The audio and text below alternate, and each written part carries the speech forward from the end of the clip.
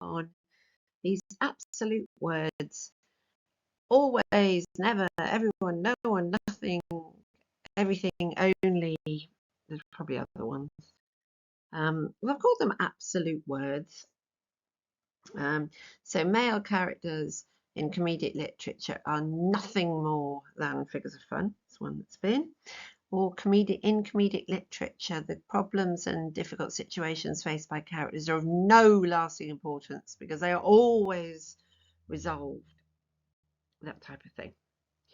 One is yes, but. I quite like yes and, but yes, but also. So, male characters in comedic literature are nothing more than figures of fun. A good chunk of essay, yes, they are figures of fun. And by that I mean people that we laugh at, not with. They're ridiculous. Tam O'Shanters, maybe. The but part of your essay, they can be more complex, and sometimes we're on their side, e.g. Tam O'Shanter, and we laugh with them. So it's a bit less straightforward. So I did this with if this was a 12th night question, which it isn't. So Sir Andrew, yes, he's a figure of fun, but I haven't got anything else actually. I would just say yes, he's a figure of fun. He is nothing more than a figure of fun. But then I might go on to say, and through him, Shakespeare is reinforcing gender norms and making him a figure of fun for for not being male enough. So I'd bring it to a political level. But with someone like Tam O'Shanter or what's their names, Algernon and Jack, yes, they're figures of fun. Look, you can laugh at them for doing this and laugh at them for doing that, but it's actually more complicated than that. And there are times when they are more than figures of fun.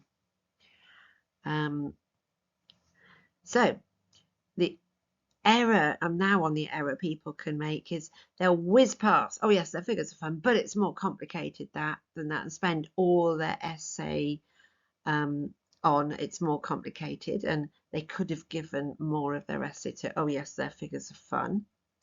Or they spend too long on saying, yes, they're figures of fun, which is a bit of a simpler point than how complicated it all is. So it is a tightrope.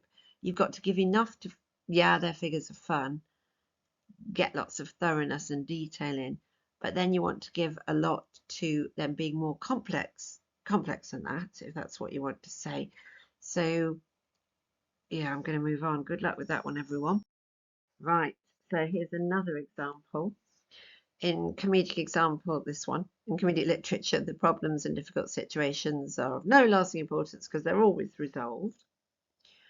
I'm going to write a good chunk of, yeah, they are resolved. There's got to be a happy ending. It's a demand of the genre. Whatever the politics, everything's got to be shut down and brought back to order. Nice big chunk about that. So they're not always completely resolved. Somebody might have wanted to marry a man but have ended up with a woman, or vice versa. Someone's husband might still be rolling a stone up a hill. And sometimes even when it is resolved, the issues are important. What it's got to say about gender or class, those issues are still there, even though the play itself has come to an end, resolved in the present case. So what I'm saying to you here is, again, spend the right amount of time on A. So it's probably a bit simpler of a point, but you want to give it thoroughness. You want to give it a couple of paragraphs. You want to have examples of it and discuss interesting things, and then go into problematizing it. So you don't want to ignore the, oh yes, they're definitely resolved happy. You don't want to ignore it. You don't want to spend too long on it. That's the type of thing that needs practice. Well done, everyone.